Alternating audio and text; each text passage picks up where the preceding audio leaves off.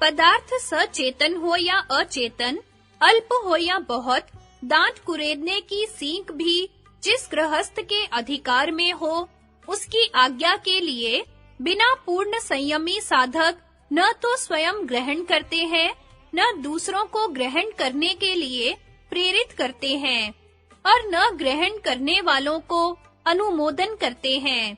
ऊंची नीची और तिरछी दिशा में जहां कहीं भी जो त्रस और स्थावर प्राणी हो, उन्हें संयम से रहकर अपने हाथों से, पैरों से, किसी भी अंग से पीड़ा नहीं पहुंचानी चाहिए। दूसरों की बिना दी हुई वस्तु भी चोरी से ग्रहण नहीं करनी चाहिए। जो मनुष्य अपने सुख के लिए त्रस तथा स्थावर प्राणियों की क्रूरता पूर्वक हिंसा करता है, उन्हें अनेक तरह से कष्ट पहुंचाता है। जो दूसरों की चोरी करता है, जो आदरणीय व्रतों का कुछ भी पालन नहीं करता, दांत कुरेदने की सींग आदि तुच्छ वस्तुएं भी बिना दिए चोरी से न लेना, निर्दोष एवं ऐषणीय भोजन पान भी दाता के यहाँ से दिया हुआ लेना, यह बड़ी दुष्कर बात है। चौथा, ब्रह्मचर्य। काम भोगों का रस जानने वाले के लिए अब्रह्मचर्य से विरक्त होना और उग्र ब्रह्मचर्य महाव्रत का धारण करना बड़ा कठिन कार्य है। जो मुनि संयम घातक दोषों से दूर रहते हैं, वे लोक में रहते हुए भी दुःसेव्य, प्रमाद स्वरूप और भयंकर अब्रह्मचर्य का कभी सेवन नहीं करते। यह अब्रह्मचर्य अधर्म का मूल है, महादोषों का स्थान है। इसलिए निर्ग्रंथ मुनि मैथुन संसर्ग का सर्वथा परित्याग करते हैं। आत्मशोधक मनुष्य के लिए शरीर का श्रृंगार, स्त्रियों का संसर्ग और पौष्टिक स्वादिष्ट भोजन सब तालपुट विष के समान महान भयंकर है। श्रमण तपस्वी स्त्रियों के रूप, लावण्य, विलास, हास्य, मधुर वचन, संकेत चेष्टा, हाव भाव और कटाक्ष आदि मन में तनिक भी विचार न लाए और इन्हें देखने का कभी भी प्रयत्न न करे। स्त्रियों को राग पूर्वक देखना, उनकी अभिलाषा करना, उनका चिंतन करना, उनका कीर्तन करना आदि कार्य ब्रह्मचारी पुरुष को कदापि नहीं करने चाहिए। ब्रह्मचर्य व्रत में सदा रत रहने की इच्छा रखने वाले पुरुष के लिए यह नियम अत्यंत हितकर है।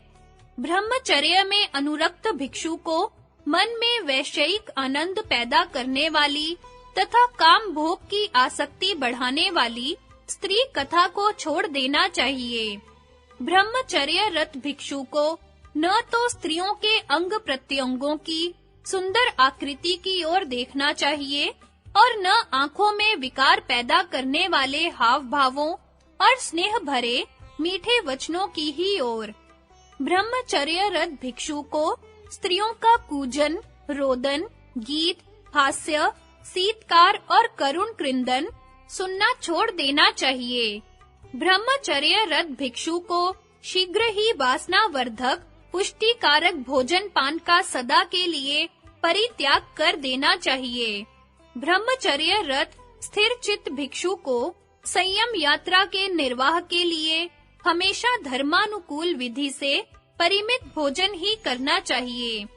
कैसी ही भूख क्यों ना लगी हो, लालचवश अधिक मात्रा में कभी भोजन नहीं करना चाहिए। जैसे बहुत अधिक ईंधन वाले जंगल में पवन से उत्तेजित दावा अग्नि शांत नहीं होती, उसी तरह मर्यादा से अधिक भोजन करने वाले ब्रह्मचारी की इंद्रिय अग्नि भी शांत नहीं रहती। ब्रह्मचर्य रत भिक्षु को श्रृंगार के लिए शरीर की शोभा और सजावट का कोई भी श्रृंगारी काम नहीं करना चाहिए।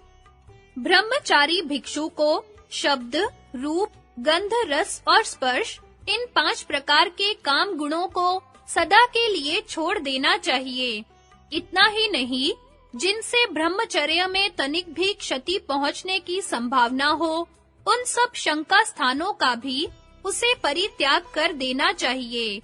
देवलोक सहित समस्त संसार के शारीरिक तथा मानसिक सभी प्रकार के दुख का मूल एकमात्र काम भोगों की वासना ही है।